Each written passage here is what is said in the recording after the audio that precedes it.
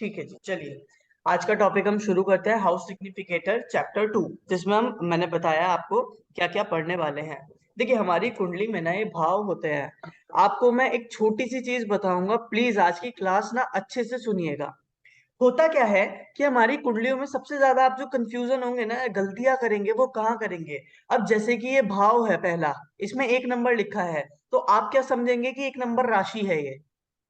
मैं हमेशा बोलता हूं कि भाव हमेशा फिक्स रहते हैं। जैसे ये पहला भाव दिख रहा है ना, तो ये राशि नंबर नहीं है, ये मैंने भाव का नंबर लिखा है। यहाँ पर राशि 3, 4, 5, 6, 7, 8 कोई सी भी राशि हो सकती है, पर भाव ये एक ही रहेगा, पहला ही रहेगा। आप कुछ इस तरीके से समझिए कि कोई एक पर्टिकुलर पर्सन है।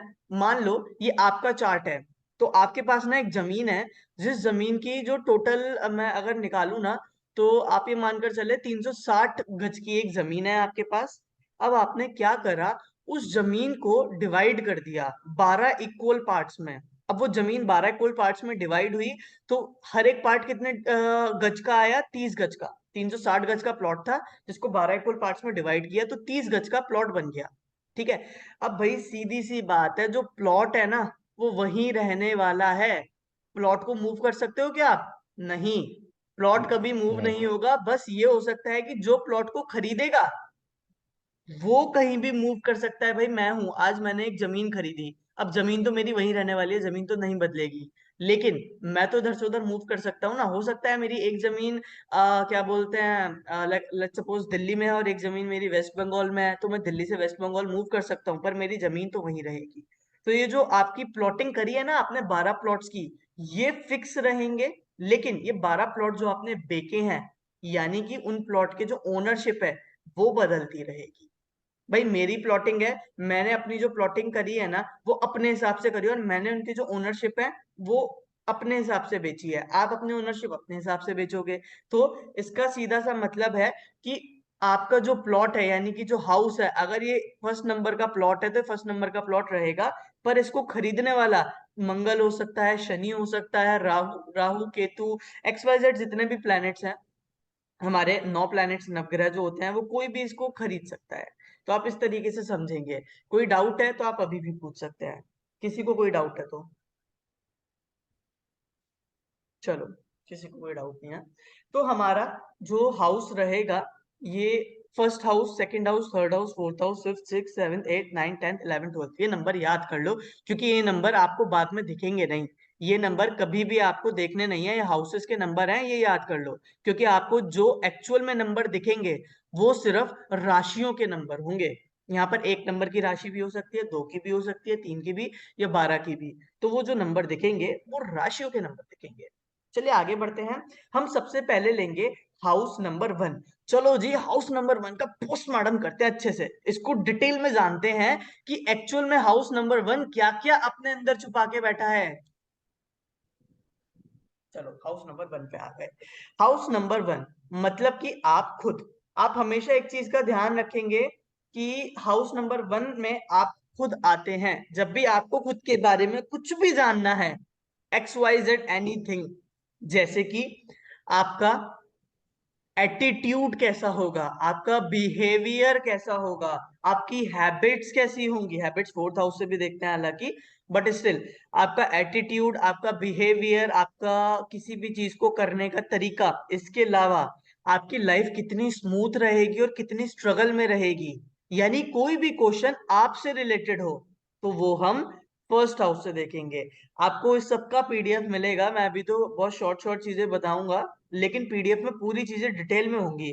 बस आप लोगों से ना रिक्वेस्ट है, अभी मैं आपको लॉजिक्स बता दूंगा, बट आपसे रिक्वेस्ट है कि अगर केपी एस्ट्रोलॉजी अच्छे से करनी है ना, क्योंकि देखो भाई, आप जो प्लेटफॉर्म पे, मैं जिस प्लेटफॉर्म का आपको बोलता हूँ प्लेसमेंट के लिए, वो सारे प्लेटफॉर्म ऑनलाइन प्लेटफॉर्म होंगे। अब होता क्या है, वहां पर कोई भी पर्सन आएगा ना, तो उसके पास ज्यादा टाइम नहीं होता। कई बार ऐसा होता है कि वो 5 मिनट लेके आते हैं अपने पास, ठीक है, और 5 मिनट में वो ऐसा एक्सपेक्ट करते हैं कि हम उन्हें दुनिया जहान की चीजें बता दें, राइट। तो उस केस में हम क्या कर सकते हैं, अगर अगर आपको हर एक हाउस के एट्रीब्यूट्स याद हैं, हम सबसे पहली चीज पूछेंगे, भाई बताओ आपको क्या जानना है। वो बोलेगा मुझे मैरिज के बारे में जानना है, तो आपको पता होना चाहिए मैरिज की जितनी भी सिचुएशन है, वो हमें सेवेंथ हाउस बताएगा। बोलेगा कि मुझे मेरे बारे में जानना है, तो उसके बारे में जितनी भी सिचुएशन है वो उसका फर्स्ट हाउस बताएगा। एटीट्यूड हुआ, इसके अलावा जनरल हेल्थ हुई। ठीक है, जनरल हेल्थ का मतलब आपकी जो भी हेल्थ है, XYZ। आपको सबको आवाज आ रही है ना? हाँ सर। आ रही है यस, सर, आ रही आ रही है। ठीक है। तो आपकी जो भी जनरल हेल्थ रहेगी वो भी आप फर्स्ट हाउस से देखेंगे। इसके अलावा जनरल हेल्थ में क्या आता है भाई? जनरल हेल्थ में आता है कि मेरी लॉन्ग लाइफ रहेगी या नहीं, मेरी लॉन्जेविटी कैसी रहेगी। या फिर हम ये भी बोलते हैं कि भाई मेरी जो जनरल हेल्थ है, बेसिकली मेरी लाइफ स्पॉन कैसा रहेगा, मैं हेल्दी लाइफ जीऊंगा या फिर मैं अनहेल्दी लाइफ जीऊंगा। ठीक है, ये क्वेश्चंस आपके पास बहुत आएंगे कि भाई मेरी लाइफस्टाइल कैसी रहेगी, मेरी हेल्दी लाइफ रहेगी, अनहेल्दी लाइफ रहेगी। बहुत से लोग आप देखोगे कि लाइफ में कुछ ना कुछ लगा ही रहता है, एक चीज खत्म नहीं होती कि दूसरी चीज लग जाती है। रीजंस हम पढ़ेंगे, अभी सिर्फ एट्रीब्यूट समझेंगे। आज की क्लास बहुत इंटरेस्टिंग होने वाली है, अच्छे से समझिएगा। तो हमारी, मैंने बताया नेटिव के बारे में कुछ भी जानना है, चाहे उसका एटीट्यूड जानना है, चाहे उसका बिहेवियर जानना है, हैबिट्स जाननी है, गुड एंड बैड जानने हैं, या जनरल हेल्थ भी जाननी है कि कैसी रहेगी, हम फर्स्ट हाउस से देखेंगे। अब सबसे इंपॉर्टेंट आ जाता है लॉन्जेविटी। प्लीज आप इस चीज को राइट डाउन कीजिए अगर आप नोटबुक लेके बैठे हैं तो। लॉन्जेविटी के ना 3 पार्ट्स होते हैं। एक तो होता है अल्पायु, एक होता है मध्य आयु, और एक होता है दीर्घायु।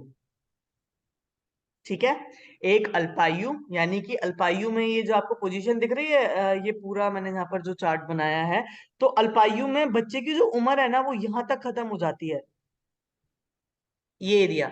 यानी कि बच्चा 18 साल तक खींच नहीं पाता अगर उसकी उम्र अल्पायु है, कई बार तो वो बचपन में ही चले जाते हैं। इसके अलावा हमारे मध्य आयु जो होता है वो होता है 35 से 40 उम्र तक, 35 साल से 40 साल तक की उम्र तक। इस साल में भी मोस्टली देखा गया है कि जो पर्सन है उनकी जो लॉन्जेविटी है, एक सेकंड रुकिएगा, मैंने लिंक भेजा हुआ है, लिंक से ज्वाइन कर लो। हाँ, आपको वो पहले लिंक भेजा था परसों, उसी लिंक से ज्वाइन कर लो। है अभी तो, आप ज्वाइन कर लो।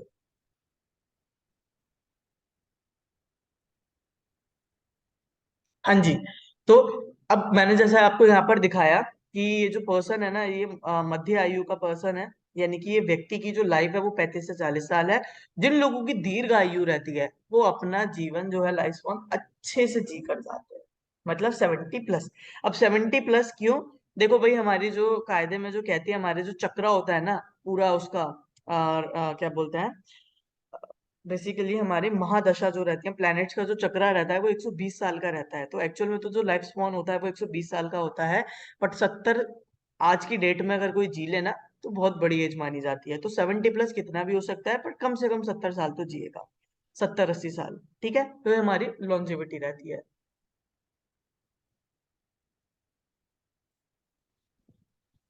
ये भी सर फर्स्ट हाउस से प्रिडिक्ट किया जाता है। क्या चीज? यही मतलब एज, अल्पायु, मध्य मध्य हाँ आयु, फर्स्ट हाँ, हाउस से ही। बिल्कुल, ये हम फर्स्ट हाउस से देखते हैं। फर्स्ट हाउस का मेजर रोल रहता है। इसके अलावा लॉन्जेविटी के लिए हम 8th हाउस को भी पकड़ते हैं। देखिए एक बात ध्यान रखिएगा, सेकंड हम्म। हाउस और 7th house is a house of मारक। दूसरा भाव और 7वां भाव मारक भाव होता है, और जो अष्टम भाव होता है ना वो जरिया बताता है, द मोड ऑफ डेथ। लोग उसको हाउस ऑफ डेथ बोलते हैं, मैं बोलता हूँ 8th house is a house which tells you the mode of your death. ठीक है, यानी कि 8th हाउस से भी हम लॉन्जेविटी को देखते हैं कहीं ना कहीं, बट 8th हाउस आपको ना मोड बताता है डेथ का।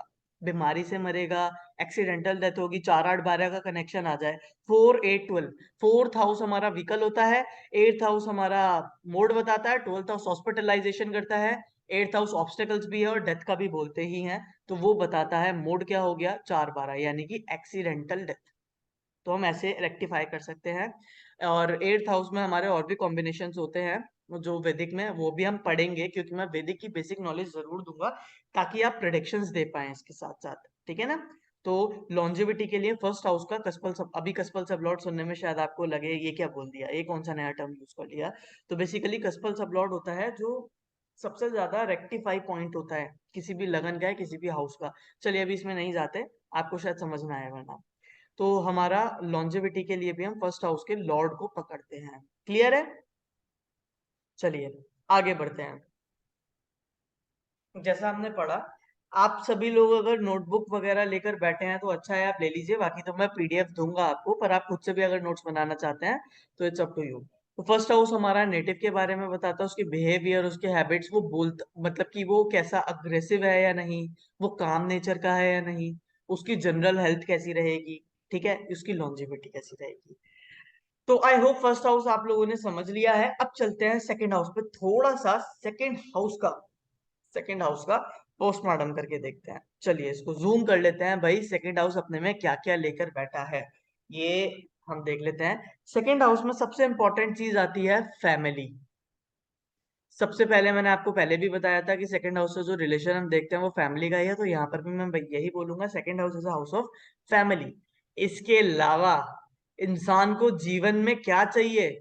सबसे ज्यादा चाहिए पैसा। क्यों पैसा पैसा करते हो, क्यों पैसे पे तुम मरते हो? तो सबसे ज्यादा मनी मैटर्स की जो चीजें, जितनी भी मनी मैटर्स की चीजें हैं, वो हम सेकंड हाउस से देखते हैं। Second house is your speech. हम बोलते कैसा है, मैं कैसा बोलता हूँ, मैं सॉफ्ट स्पोकन हूँ या हार्श स्पोकन हूँ? मेरी वॉइस आप तक अगर पहुंच रही है तो आपको क्या थॉट मिल रहा है? यार ये बंदा ना बड़ा सॉफ्ट बोलता है, ठीक है, मुझे ऐसे सब लोग आकर बोलते हैं सर आप बहुत सॉफ्ट बोलते हो। रीजन क्या है वो हम समझेंगे बाद में, बट ये सब चीजें आप सेकंड हाउस से देखेंगे। आपकी स्पीच में इफेक्ट है या नहीं, डिफेक्ट है या नहीं, ये सब चीजें आप सेकंड हाउस से देखते हैं। बहुत से लोग होते हैं ना जो डम्ब होते हैं, जो बोल नहीं पाते, बहुत से होते हैं जो स्टैमरिंग करते हैं, हकलापन होता है, वो भी हम सेकंड हाउस से देखते हैं। आपको बड़ी इंटरेस्टिंग चीज बताता हूँ, सेकंड हाउस का कनेक्शन अगर सैटर्न से बने यानी शनि से बने, और शनि अगर, ये चीजें आपको आप जब पढ़ेंगे ना हाउसेस वगैरह के बारे में, और जब ये कस्पल सब लॉर्ड्स के बारे में पढ़ेंगे, तो एक बार रिवाइंड करके वीडियो देख लीजिएगा या इस वीडियो पे वापस आ जाइएगा, क्योंकि कई बार ऐसा होता है ना कि उस टाइम पे टॉपिक याद रहे ना रहे, अभी याद है तो मैं अभी बता रहा हूँ। तो जब भी सेकंड हाउस का कस्पल सब लॉर्ड सैटर्न बन जाए, सैटर्न 3 नंबर को रेक्टिफाई कर दे, तो पर्सन स्टैम्बरिंग की प्रॉब्लम में आ जाता है, मतलब हकलापन आ जाता है उसकी वॉइस में, ठीक है। इसके अलावा मैं बोलूंगा कि अगर सेकंड हाउस में मंगल या बुध बैठ जाए, ओ भाई साहब, यहां पर मैं सीधा से बोलूंगा बैठ जाए, भाई एक चीज तो मैं दावे के साथ बोल सकता हूँ और आप भी दावे के साथ बोलना, सामने वाला इतना प्यार से झूठ बोलेगा ना, he is a perfect liar, not lawyer, he is a liar. इतने प्यार मोहब्बत से झूठ बोल देगा कि सामने वाले को पता भी नहीं चलेगा, बहुत फ्लुएंटली झूठ बोल देगा। अब मुझे नहीं पता आप में से किस किस के सेकंड हाउस में है, बट ये चीज रियलिटी है, जिसके भी सेकंड हाउस में है ना, मैं ये नहीं बोलता उसे झूठ बोलने की आदत है, पर वो इतने फ्लुएंटली झूठ बोलेगा कि सामने वाला पकड़ नहीं पाएगा। है किसी के सेकंड हाउस में मंगल या फिर मर्क्यूरी? नहीं सर। चलिए अभी हम एग्जांपल्स में समझेंगे तब आपको पता चलेगा। तो याद रखिएगा, ये नोट्स में ना अपने लिख लीजिएगा। खैर, अभी हम बात करते हैं मनी की। तो मनी में सबसे इंपॉर्टेंट जो चीजें आती हैं, सबसे पहला है आपका एक्यूमुलेटेड वेल्थ, आपका जुड़ा हुआ पैसा। सेकंड हाउस है, ध्यान रखिएगा, जुड़ा हुआ पैसा, चाहे वो आपका बैंक बैलेंस हो चाहे वो आपका कैश बैलेंस हो, पर ये वो पैसा है जो जुड़ा हुआ पैसा है, यानी कि मनी तो है, आपकी कमाया हुआ पैसा, आपका जुड़ा हुआ पैसा, आपका सेकंड हाउस है, ठीक है। अगर हम सेकंड हाउस में पैसों की बात कर ही रहे हैं तो गोल्ड, सिल्वर, ये भी सेकंड हाउस से देखेंगे। प्रीशियस स्टोन्स जैसे कि हमारा डायमंड है, हमारा ये पुखराज हो गया, नीलम हो गया, ये सब चीजें भी हम सेकंड हाउस से देखते हैं।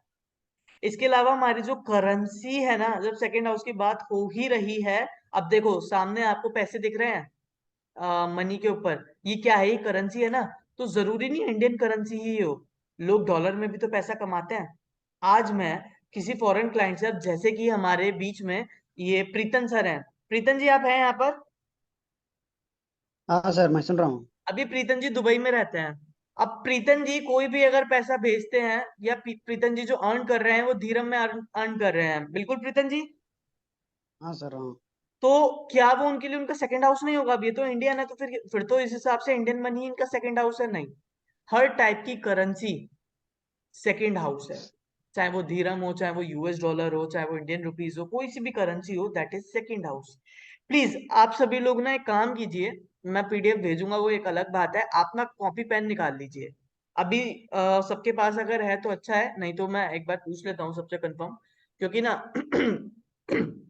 कुछ चीजें मैं आपको लिखवाऊंगा, क्योंकि हमारे पास प्रॉब्लम क्या थी ना, ये जो हाउसेस थे ना, ये थोड़े लिमिटेड थे क्योंकि यहाँ पर जगह कम थी, तो इस वजह से मैंने कम से कम कोशिश करी थी। या फिर एक काम करते हैं, अभी ये कंप्लीट कर लेता हूँ, उसके बाद मैं एक वर्ड की फाइल बनाऊंगा, तो आप मेरे साथ या तो राइट डाउन कर लेना, या फिर आप जो रिकॉर्डिंग लेक्चर होगा उसमें देख लेना। चलिए जी, हमने सेकंड हाउस का पोस्टमार्टम कर लिया, अब देख लेते हैं सेकंड हाउस क्या क्या रेक्टिफाई करता है। Money, family, speech, food habit. हाँ, एक चीज का ध्यान रखिएगा, सेकंड हाउस फूड हैबिट्स को भी दिखाता है। फूड हैबिट्स, फूड हैबिट्स अब बोले तो देखिए, देश काल पात्र एक टॉपिक है, मतलब आप किस जगह बैठे हैं, क्या टाइम चल रहा है। अब कोई कोरोना में मेरे पास कुंडली लेकर आता, तो मैं उसको ये तो नहीं बोल सकता था ना उसकी कुंडली में ट्रैवल दिख रहा है, उसकी कुंडली में चाइना तक का ट्रैवल दिख रहा है यानी कि नॉर्थ साइड का ट्रैवल दिख रहा है, तो मैं उसको ये तो बोल नहीं सकता कि भाई आप तो नॉर्थ में ट्रैवल करने वाले हो, चाइना जाने वाले हो आप तो अगले महीने। मुझे पकड़ के पीटेगा, बोलेगा एक तो सर कोरोना चल रहा है, ऊपर से आप 2020 में कोरोना में मुझको चाइना भेज रहे हो। राइट, तो हमें देश काल पात्र का भी ध्यान रखना होता है। तो इसीलिए मैं बोलता हूँ फूड हैबिट्स हमारी सेकंड हाउस है, पर हमें ये देखना होता है कि इंसान बैठा कहाँ है। फॉर एग्जाम्पल, हमारे नॉर्थ इंडिया में, अब हमारा जो धर्म है, हिंदू धर्म में नॉन वेज इज प्रोहाइबिटेड, ठीक है। तो लेकिन अब मैं चला जाऊं साउथ की साइड, वहां फूड ही ये मिलता है, राइट। तो वहां पर क्या ही फूड हैबिट, वहां पर फिशेस को सबसे ज्यादा, मतलब बैंगलोर की साइड अगर चले जाएं तो फिश इज वेरी पॉपुलर। तो क्या कोई अगर फिश खा रहा है तो मैं उसको ये बोलूंगा कि ये तेरी फूड हैबिट है? नहीं, वो उसकी जगह जगह चलता ही ये है, वो उसके पूर्वजों से चलता आ रहा है, यानी उनके एंसेस्टर्स से चलता आ रहा है, तो वो फूड हैबिट नहीं है।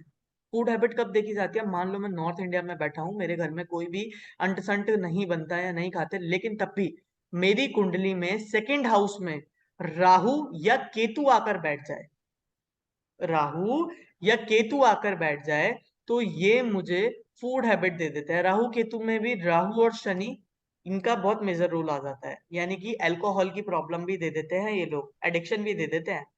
इसके अलावा ये फूड हैबिट्स में मुझे नॉन वेजिटेरियन बना देंगे, मेरी फैमिली में कोई नहीं होगा मैं नॉन वेज खा रहा हूँ, मेरे एरिया में खाया नहीं जाता, मैं तब भी खा रहा हूँ। करेक्ट, तो फूड हैबिट्स दे देते हैं। कोई डाउट अभी तक? बहुत बढ़िया, आगे बढ़ते हैं। नहीं। चलिए थर्ड हाउस को पकड़ लेते हैं।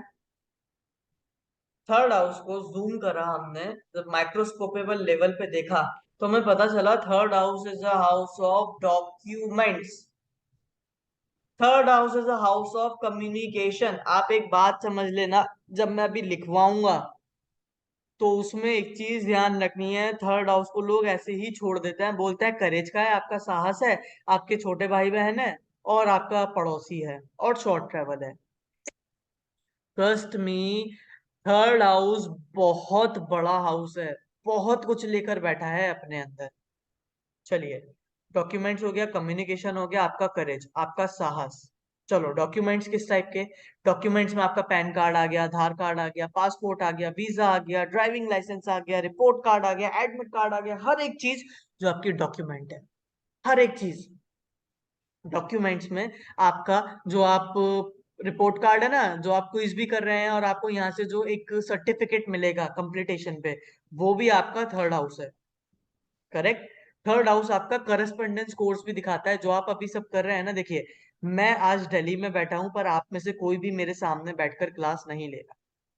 कोई वेस्ट बंगाल से है, कोई दुबई से है, कोई कहीं से है, कोई कहीं से है। किस माध्यम से हम लोग ये ले रहे हैं? कम्युनिकेशन है ना ये हमारा, किस माध्यम से है? ये टेली कम्युनिकेशन है, यानी कि कोई भी कम्युनिकेशन की चीजें भी हम थर्ड हाउस से देखते हैं। करस्पॉन्डेंस कोर्स, घर बैठे बैठे आप कहीं बाहर से कोर्स कर रहे हो, वो थर्ड हाउस है। अब इसका रीजन बताता हूँ, वो आपको, चलो अभी जब फोर्थ हाउस पढ़ेंगे तब बताऊंगा। कम्युनिकेशन में आपकी क्या क्या चीजें आती हैं? कम्युनिकेशन में इंटरव्यू, कहीं आप इंटरव्यू देने गए, वो थर्ड हाउस है। कोई मुझसे पूछे सर मैंने इंटरव्यू दिया है, क्या मेरा इंटरव्यू निकल जाएगा? हम क्या देखेंगे? हम थर्ड हाउस को पकड़ेंगे। कोई मुझसे पूछता है रिपोर्ट, किसी भी टाइप की रिपोर्ट, थर्ड हाउस है। कोई रिपोर्ट तैयार करी हमने, ठीक है ना, वो थर्ड हाउस है। मैंने आज ये रिपोर्ट तैयार करी है कि ये प्लेनेट ना ये चीजें करता है, this is my third house. News, कैसी भी न्यूज आप तक पहुंच रही है ना, वो थर्ड हाउस है। चाहे वो टेली कम्युनिकेशन के माध्यम से पहुंच रही हो, या फिर वो आपका सोशल मीडिया से पहुंच रही हो, या किसी के थ्रू ही आपको पहुंच रही है ना, तो वो भी आपका थर्ड हाउस है। रूमर्स, अफवाहें उड़ जाती है ना, तुमको पता है आज ना इस पर्सन ने ये किया, मालूम है पड़ोस का जो लड़का है ना, वो एक इंटरकास्ट लड़की से प्यार करता है, उसके साथ भागने की प्लानिंग कर रहा है। आपके खिलाफ अफवाहें उड़ रही हैं, ऐसा है ही नहीं। मालूम है वो जो फलाने का लड़का है ना, वो तो नंबर 2 का काम करता है, जबकि ऐसा है ही नहीं। तो जितने भी रूमर्स हैं, कहाँ से देखोगे? थर्ड हाउस से। टेली कम्युनिकेशन, जैसे टीवी पे आप कुछ भी देख रहे हो, जो न्यूज चैनल होते हैं, वो आपका जो है थर्ड हाउस है। रेडियो पे कुछ भी सुन रहे हो ना, वो थर्ड हाउस है। इंटरनेट पे सफरिंग करके कुछ भी मिल रहा है, तो वो कम्युनिकेशन आपका थर्ड हाउस है। किसी को मास मीडिया में करियर बनाना है, यानी कि किसी को एक्टिंग वगैरह में जाना है या नहीं, क्योंकि टीवी के थ्रू शो होगा ना एक्टिंग, करेक्ट। अगर मैं आज एक्टिंग करता हूं तो वो कहाँ शो होगा? या तो टीवी पे शो होगा या मोबाइल्स में शो होगा, राइट। टेलीकम्युनिकेशन भी हमारा थर्ड हाउस से देखा जाता है। अब देखो, टेलीकम्युनिकेशन की बात हुई है ना, तो हम सोशल कम्युनिकेशन को कैसे भूल सकते हैं? सोशल मीडिया, इंटरनेट की भी अगर हमने बात करी है, तो सोशल मीडिया भी हमारा थर्ड हाउस है। ठीक है जी। हम कोई भी फोन के थ्रू, सोशल मीडिया के थ्रू नेट कोई भी चीज कर रहे हैं, वो थर्ड हाउस है। थर्ड हाउस हमारा नेटवर्किंग भी है। जो बोलते हैं ना, हम दो हमारे दो, मतलब कि बच्चे वाले नहीं, भाई हम दो लोग जोड़ रहे हैं, आप हमारे नीचे और दो लोग जोड़ लो, फिर वो और दो लोग जोड़ लेंगे, और फिर हम फिर एक हफ्ते में जैगुआर खरीद लेंगे।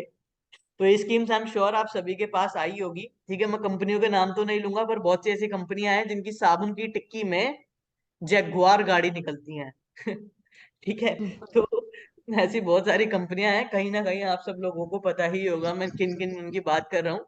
तो वो सब थर्ड हाउस है। ठीक है जी। आपका करेज, आपका साहस, कितने करेजियस हो, this is also your third house.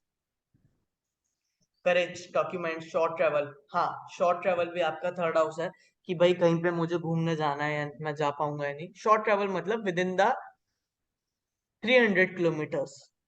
बहुत लार्ज रेंज ले ली है भी मैंने, बट हाँ हम ये मानकर चलेंगे 300 किलोमीटर के अंडर जितने भी ट्रेवल आते हैं, शॉर्ट ट्रेवल आता है। कोई मुझसे पूछे यार मुझे बाहर जाना है, अब मैंने चेक किया थर्ड हाउस एक्टिवेट है, मैं बोलूंगा हाँ जी बाहर जाओगे। पर मैंने देखा 3 के साथ 8 भी एक्टिवेट है। 8 होता है ऑब्स्टेकल्स। वो जिस भी घर के साथ जुड़ जाए ना, उस घर में ऑब्स्टेकल्स कर देता है। यानी कि अब मैं क्या बोलूंगा, शॉर्ट ट्रेवल इतना ज्यादा बढ़ जाएगा कि सर दर्द बन जाएगा वो। ठीक है।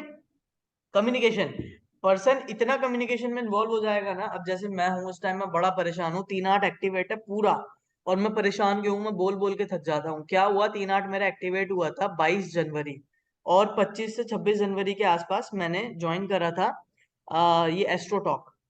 ठीक है। जब मैंने एस्ट्रोटॉक ज्वाइन किया, तो स्टार्टिंग में तो इतना ज्यादा 27 उसमें जनवरी में मेरा ज्वाइनिंग आया था, और पहले दिन मेरे पास क्लाइंट जो थे वो इतने ज्यादा नहीं थे। लेकिन दूसरे दिन, वो दिन है, दूसरा दिन है और अभी तक का दिन है, मैं परेशान हो गया। क्यों? क्योंकि कोई भी क्लाइंट आता है ना, मैं बोल बोल के थक जाता हूँ। मेरा 3 और 8 दोनों एक्टिवेट है। 8th हाउस ऑब्स्टेकल से हर किसी के लिए, वो जिस भी घर के साथ जुड़ जाएगा ना, उस घर के प्रति ऑब्स्टेकल्स दे देगा। ये बात समझ लो। 8th हाउस जैसे ही दिमाग में आए, सबसे पहले क्या आना चाहिए? ऑब्स्टेकल्स, रुकावटें। मेरा शॉर्ट ट्रैवल इतना ज्यादा हो रहा है ना, मैं परेशान हो गया हूँ कम्युनिकेशन और शॉर्ट ट्रैवल से। आज यहाँ कल वहां। अभी भी पीछे क्या हुआ था, वास्तु विजिट के लिए जाना होता है, वास्तु विजिट के लिए गया, और 3-4 दिनों से यही चल रहा है। अब मैं परेशान हो गया हूँ ट्रैवलिंग करते करते। तो ये सब चीजें रहती हैं। ठीक है, 3 और 8 का सीधा सीधा फंडामेंटल यहाँ पर ये आ गया। तो थर्ड हाउस हमारा शॉर्ट ट्रैवल भी, हमारा कम्युनिकेशन भी है, डॉक्यूमेंट्स भी है। किसी के डॉक्यूमेंट्स में प्रॉब्लम आ रही है, सर मेरा वीजा लगेगा या नहीं, हम किससे पकड़ेंगे? हम पकड़ेंगे थर्ड हाउस से। सर क्या मेरा पासपोर्ट बन जाएगा? मैं बोलूंगा जी बन तो जाएगा, पर मुझे पहले आप अपना ना कुंडली बता दो भाई, अपनी डेट ऑफ बर्थ बता दो। थर्ड हाउस को पकड़ूंगा।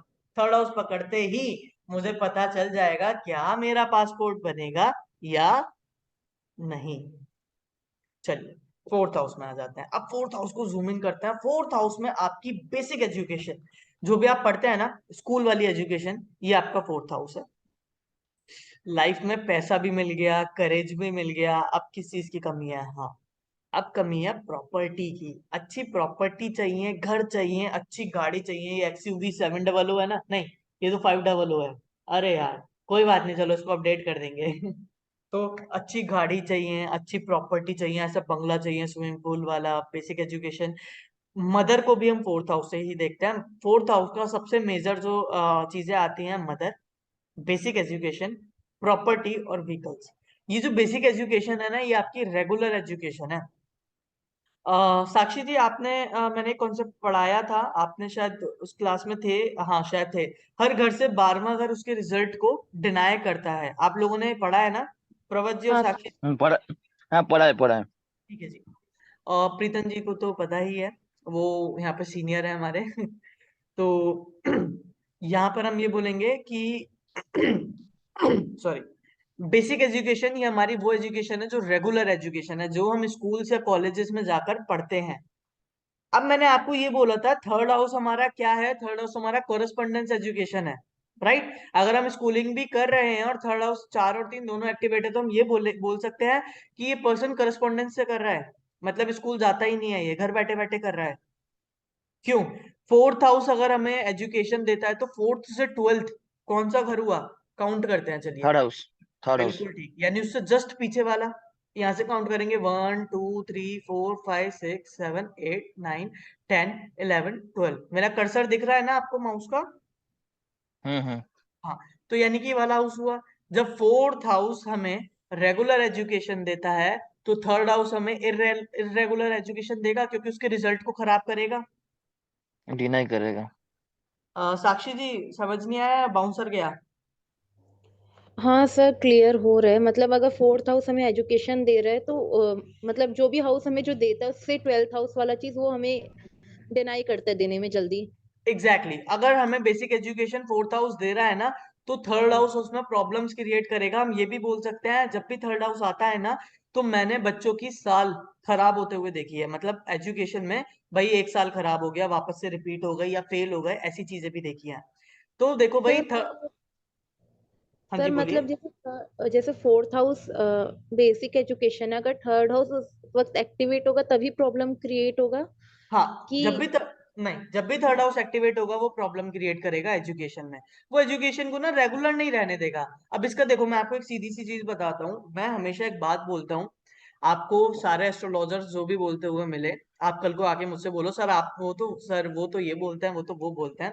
नहीं, सबसे पहले तो आप अपने माइंड को बिल्कुल रिसेट कर लो। अभी मैं पढ़ा रहा हूँ, तो सिर्फ मेरी चीजें आपके दिमाग में होनी चाहिए, क्योंकि मेरी रिसर्च मुझे यही सिखाती है। मैंने पिछले 10 सालों में यही चीज सीखी है और यही चीज समझी है कि केपी एस्ट्रोलॉजी ना हाउस को यूटिलाइजेशन की थ्योरी है। अगर आपको रेमेडीज करनी है ना, यकीन मानिए इसका रिजल्ट इतना अच्छा रहता है। हाउस यूटिलाइज कर लो। जैसे थर्ड हाउस एक्टिवेट हो गया, आपके पास क्वेरी पता है यही आएगी कि भाई मेरा बच्चा पढ़ता नहीं है।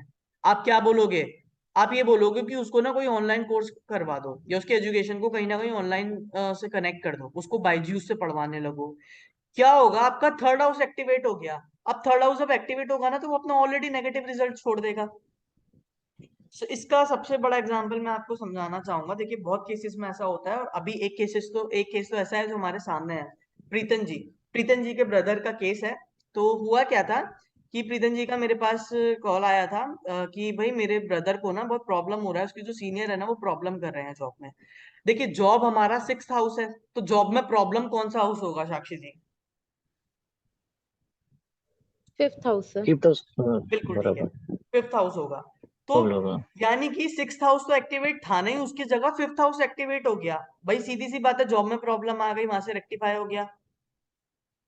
अब मैंने प्रीतम सर को ये बोला, प्रीतम सर एक काम कीजिए, अब 5th हाउस हमारा स्पोर्ट्स को भी दिखाता है।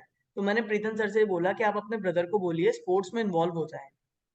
वो जैसे स्पोर्ट्स में इन्वॉल्व होंगे ना, 5th हाउस अपने मेलेफिक रिजल्ट छोड़ देगा, यानी कि नेगेटिव जो प्रॉब्लम जॉब में क्रिएट कर रहा है ना, उसके हाउस यूटिलाइज कर लिया हमने दूसरे एनर्जी में। प्रीतम सर से पूछिए, सर क्या रिजल्ट मिला था आपके ब्रदर को इस चीज को करके? 4 days, within 4 days. With He in will be four all days right within 5 days. Yeah. Right. तो देखिए कितने तेजी से ये चीजें काम करती हैं। समझ में आ रहा है साक्षी मैम और प्रवत जी? हाँ सर। हाँ सर आ रहे हैं। हाउस यूटिलाइजेशन थ्योरी बोलता हूँ मैं इसको। तो बेसिकली अगर मान लो किसी को एजुकेशन में प्रॉब्लम आ रही है ना, आपने देखा होगा बहुत से बच्चे ऐसे हैं इनके एजुकेशन में बहुत प्रॉब्लम आती है, लेकिन जैसे वो बाईजूस पे चले जाते हैं, ये ऑनलाइन प्लेटफॉर्म पे चले जाते हैं, बड़े कमाल के पढ़ने लग जाते हैं, आकाश पे इंस्टीट्यूट पे चले गए, ठीक है, बहुत बढ़िया हो जाते हैं वो एजुकेशन में। Why? This is the reason, क्योंकि हमने देखा फोर्थ हाउस डिस्टर्ब्ड है, चलो जी थर्ड हाउस पकड़ लेते हैं। क्लियर है? हाँ सर। 2 मिनट दीजिएगा।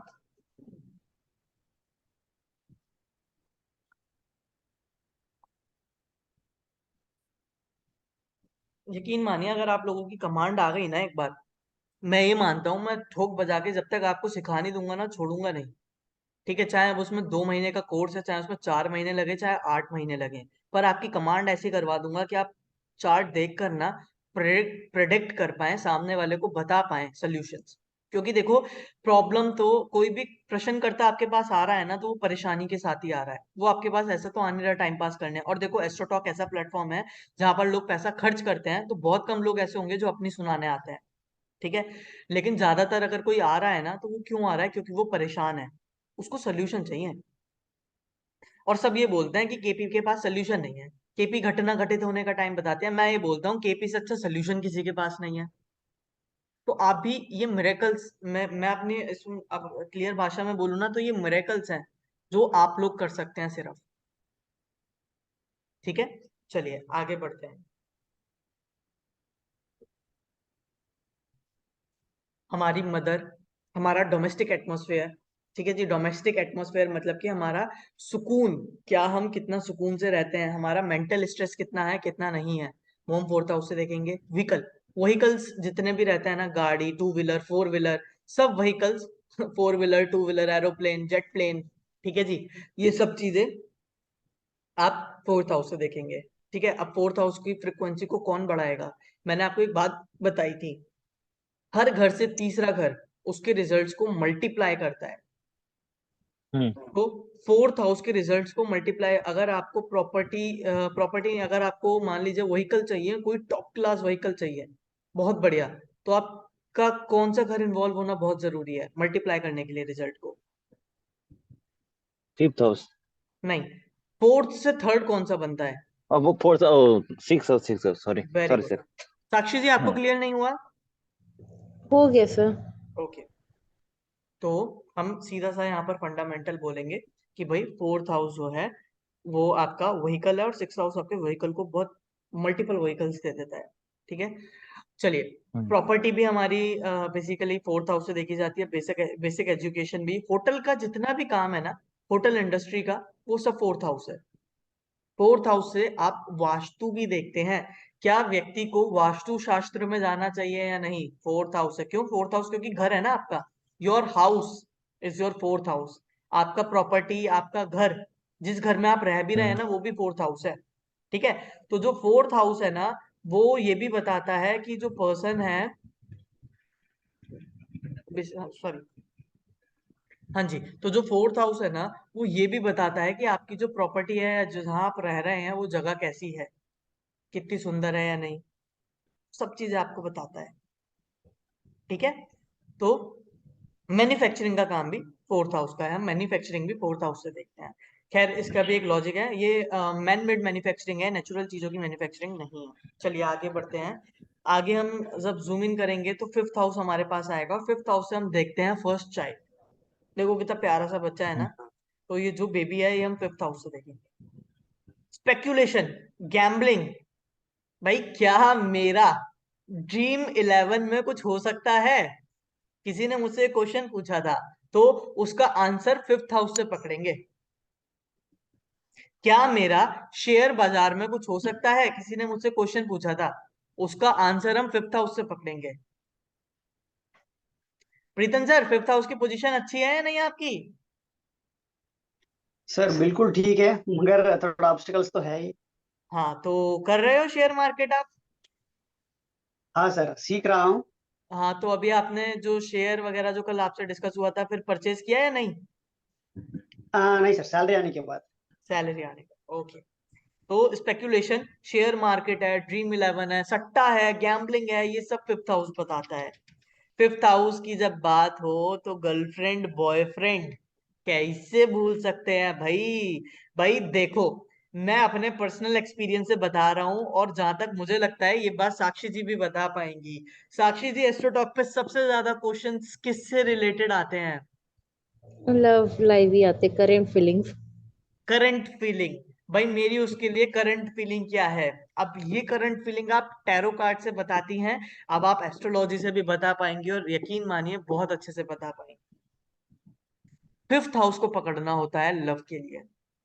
ठीक है, वो लव शिद्दत वाला है या नहीं, या फिर फीलिंग, पार्टनर कैसा फील करता है, पार्टनर धोखा तो नहीं दे देगा, वो सब चीजें हम फिफ्थ हाउस से देखेंगे। करंट फीलिंग कैसी है, फिफ्थ हाउस को पकड़ेंगे। मेरे पास सबसे ज्यादा क्वेश्चन आते हैं, भाई मेरी लव मैरिज होगी या नहीं, मैं उसको बहुत पसंद करता हूँ या करती हूँ, और वो छोड़ के चला गया। अगर फिफ्थ हाउस, देखो फिफ्थ हाउस प्यार है, तो प्यार को डिनाय कौन सा, प्रॉब्लम कौन, ऑब्स्टेकल्स कौन क्रिएट करेगा फिफ्थ हाउस में? Fourth house. Very good. उससे क्या बोलते हैं ट्वेल्थ हाउस, साक्षी जी? हाँ सर, अगर लव, फिफ्थ हाउस का कोई फिफ्थ, प्रॉब्लम तो हाँ, पीछे फोर्थ हाउस करेगा सर, उसके उससे ट्वेल्थ हाउस पीछे की। वाला, बिल्कुल ठीक है। तो यानी कि लव को प्रॉब्लम क्रिएट करने वाला हाउस हो गया फोर्थ हाउस। यानी कि किसी की कुंडली में, मैं हालांकि इसका पूरा चैप्टर लूंगा, लेकिन अभी आपको ना एक आपका, आप लोगों को ना मैं चाहता हूँ सोचने का नजरिया बदले। क्योंकि ना मैं आपको जो चीजें बताऊंगा ना, मैं ना औरों की तरह नहीं करूंगा कि चीजें आपको रटा के छोड़ दूंगा, जी ये यहाँ है, यहाँ है, ये है, लिख लो जी। एक काम करो, कॉपी पेन निकालो, ये ऐसे होता है, ये वैसे होता है, लिख लो। अब क्या होगा, आप जो है ना, आपको हमेशा जरूरत पड़ेगी किस चीज की, आपको जरूरत पड़ेगी, कोई क्वेरी आई, आप सबसे पहले नोटबुक खोलोगे और देखोगे, फिर आपको पता चलेगा, और यकीन मानो ये चीज ना आप करते रहोगे और आपको वो चीज याद हो जाएगी। Question out of the syllabus आ गया, यू विल बी ब्लैंक। अरे, ये तो पढ़ा ही नहीं था, ये तो सरप्राइज टेस्ट हो गया। नहीं, हमें ये करना ही नहीं है, हमें ना लॉजिक्स पकड़ने हैं। और जिस दिन आपके लॉजिक समझ में आ गया, उस दिन आपको पूरा एस्ट्रोलॉजी समझ में आ गया। चलिए, तो हमारा कुंडली में, मान लीजिए किसी की कुंडली में फिफ्थ एंड फोर्थ दोनों हाउस एक्टिवेट हो गए एक साथ। आप क्या बोलोगे, कोई क्वेरी आती है पर्सन की, क्या मेरी लव मैरिज होगी, और सेवेंथ हाउस का कस्पल सबलॉर्ड फिफ्थ हाउस को भी दिखाता है और फोर्थ हाउस को भी दिखाता है, फॉर एग्जांपल किसी की भी कुंडली में, तो आप क्या बोलोगे, भाई तेरी लव मैरिज नहीं होगी, फोर्थ हाउस क्योंकि प्रॉब्लम ऑब्स्टेकल्स है ना, तो तेरा प्यार टूटेगा पहले। यानी कि पहले फोर्थ, अभी तो फिफ्थ हाउस एक्टिवेट हो रखा है ना, क्यों हो रखा है, क्योंकि ऑलरेडी वो रिलेशन में है। लेकिन फोर्थ भी तो एक्टिवेट होगा, तो जैसे ही फोर्थ एक्टिवेट होगा, वो आपका रिलेशन तोड़ेगा, रिलेशन तोड़ने के बाद आपकी शादी होगी। समझ में आ रहा है या बाउंसर गया?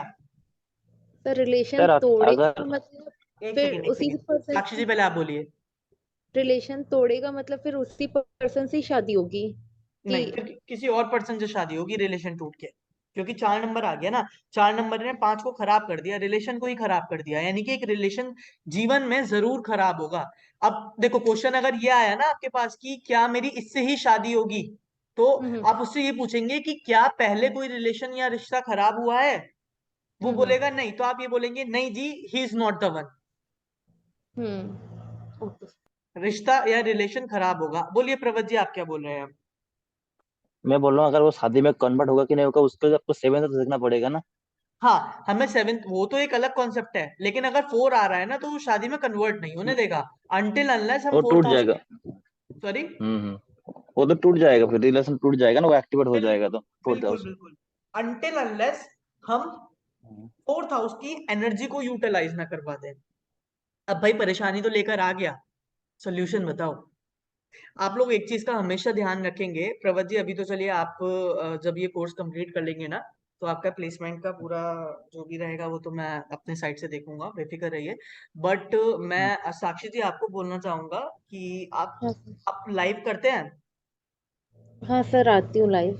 ठीक है, जब भी लाइव आए ना, तो कभी भी कोई भी चीज आप किसी भी रिलेशन को लेकर बताते हैं ना, करंट फीलिंग बताते हैं, तो कई बार ऐसा भी होता है कि उसमें चैट में पूछते हैं और हम बता देते हैं। प्लीज कभी ये मत कीजिएगा, आपके पर्सनल रिलेशन इफेक्ट होंगे इस चीज के लिए।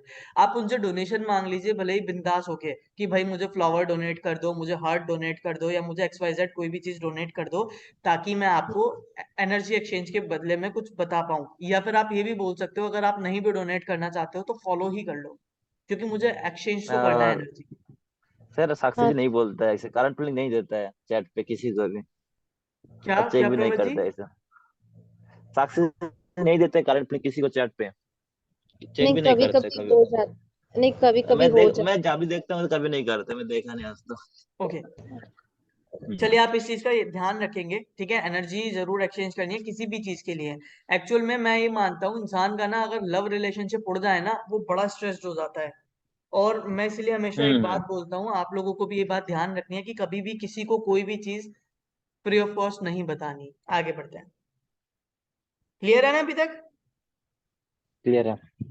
हाँ सर। हमारा फिफ्थ हाउस लव अफेयर्स को दिखाता है, प्लेजर्स को दिखाता है, स्पेक्यूलेशन को, यानी कि सट्टे को भी, और गैम्बलिंग को भी, शेयर मार्केट को भी, इन सब चीजों को ये फिफ्थ हाउस दिखाता है। आपका आर्टिस्टिक टैलेंट, आर्टिस्टिक टैलेंट बोले तो आप कितने क्रिएटिव हो, यहाँ पर मैं ये भी बोल सकता हूँ कि ये फिफ्थ हाउस आपको ना एक अच्छा एक्टिंग स्किल्स भी देता है। जो लोगों की स्किल्स अच्छी होती है ना, एक्टिंग स्किल्स, फिफ्थ हाउस हमारा स्पोर्ट्स है, ठीक है। हम्म। फिफ्थ हाउस, चलो जी मैं बोलता हूँ स्पोर्ट्स, किसी भी एक स्पोर्ट्स का नाम बताइए प्रवत जी।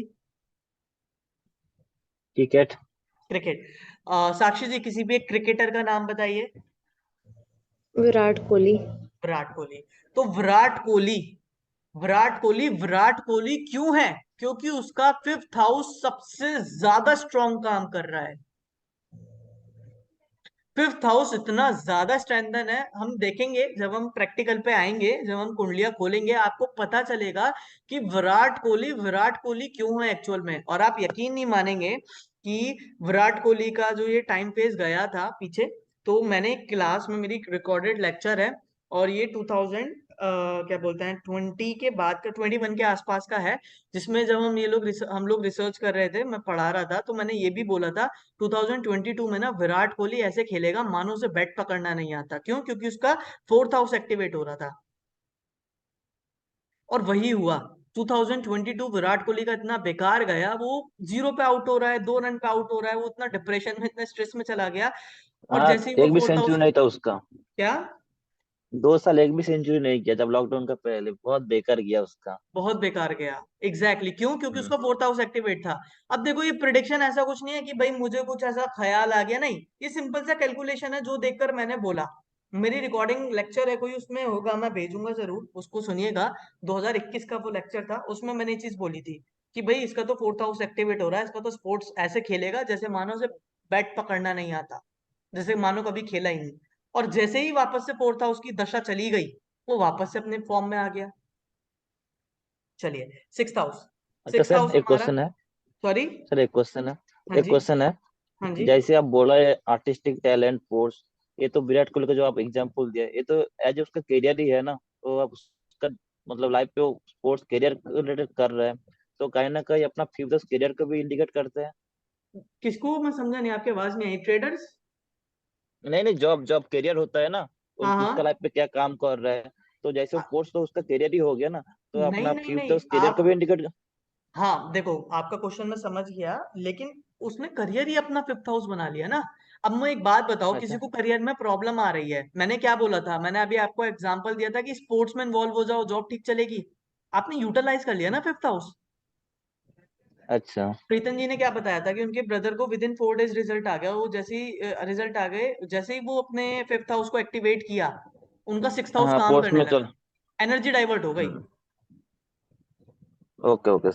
अब मैं एक चीज बोलता हूँ, सिक्स्थ हाउस के साथ मान लो एट्थ हाउस एक्टिवेट हो जाए, ये करियर में ऑब्स्टेकल्स देता है।